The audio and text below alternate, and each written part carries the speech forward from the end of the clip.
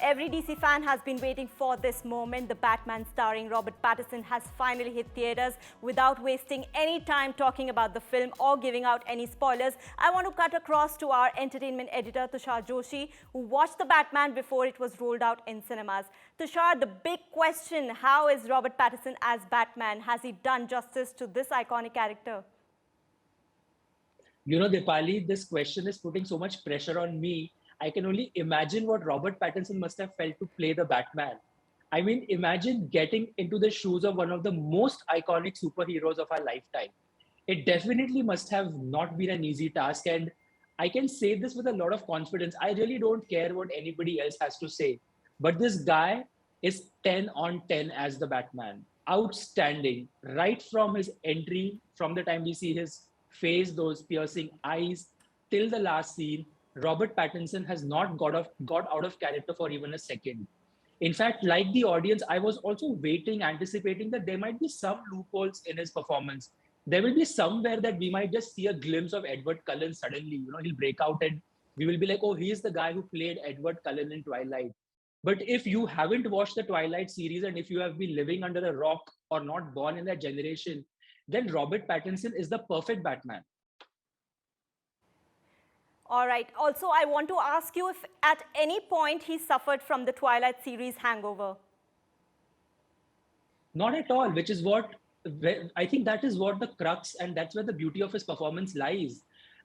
Because when he was cast in the film and when this huge announcement came, right, that Robert Pattinson is playing the Batman and he's obviously trying to fill in the shoes of a Christian Bale or George Clooney or Ben Affleck or Michael Keaton, all iconic actors who have done amazing as the Batman.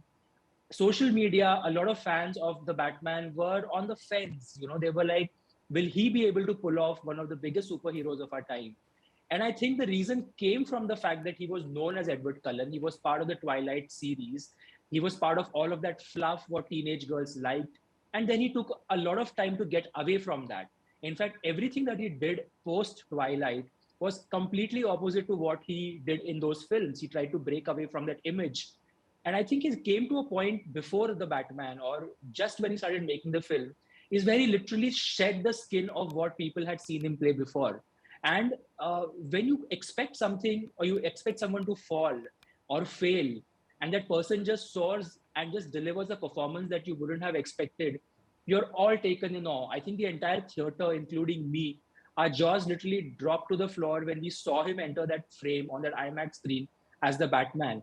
Even an iota of doubt in your mind that is Robert Pattinson is the wrong choice, he's not the right person to play the Batman, it goes away in a second. Tushar, can this Robert Pattinson starrer be compared with previous Batman movies? That's a very tricky question, Dipali, for two reasons. One is because every Batman film is set in a different timeline. It has a different motive. The directors of these films are trying to deep dive into the mind of this character and reach out to places in his subconscious or tell stories from different points of views, whether they are stories from the villains, from the Penguin side, from the Joker side, from the Riddler side, all the nemesis, or from Batman's childhood, from who he was to where he is now today. So it wouldn't be fair to compare the Batman to any of the previous films. And even if you had to compare, you would not be disappointed. For instance, when the film ended and we all walked out of theater, the conversations that we were having were about the film and how amazing it was. It wasn't so much like, okay, we saw this in The Dark Knight or we saw this in The Batman Returns, and that was missing in this particular film.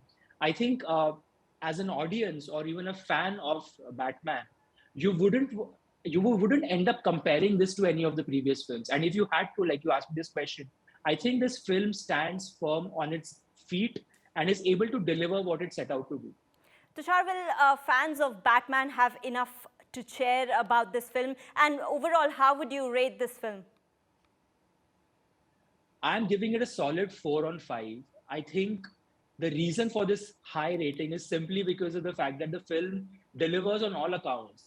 It is one of the coolest, most stylish, and the darkest Batman films we've seen in a long time. When you go to watch a superhero film, you're expecting that high octane chase sequences, VFX, action scenes. everything larger than life, right? But Yeah. the Batman is in fact the opposite of that. It's actually not a superhero film. And that is one of the biggest takeaway from the film. It actually takes you into the mind of the Batman. What is going on? What are his insecurities? The human side of him, his loss of his family. He keeps going back to that memory. The fact that he will never be able to be a regular person or have a regular life.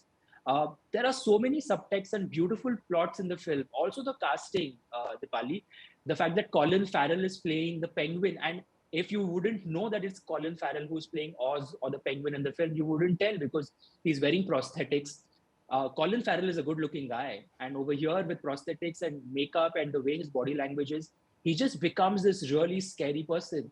Everybody in the film is fantastic, and full marks to Zoe Kravitz for playing Catwoman because her narrative and her story in the film is as important and as equal uh, to Batman's. Their chemistry together, their scenes together, the conversations together are so beautiful, so poetic, and of course, there's romance. On the whole, the film works, and why I've given it 4 on 5 is because it stays with you even after you walked out of the theater. You do want to go back and revisit a couple of scenes and understand why Batman made those choices. The only flaw, I wouldn't use the word flaw because I like films which deep dive into the minds of the characters, then just show them on the superficial level, is the fact that it is long. It almost clocks around 3 hours. There are long dialogues, there are long scenes between actors and characters. There's a lot of investment from the director's side, Matt Reeves' side, into parallel characters and what happens in their lives. So if you're going and expecting something that is only Batman centric and you're wanting to see Batman on the screen all the time, say those really long dialogues and give you that bang for buck, then you might be disappointed. But if you're ready to invest, be patient, and you're ready to actually enjoy something that is different, hatke from any Batman film, then you're in for a thrill, you're in for a ride.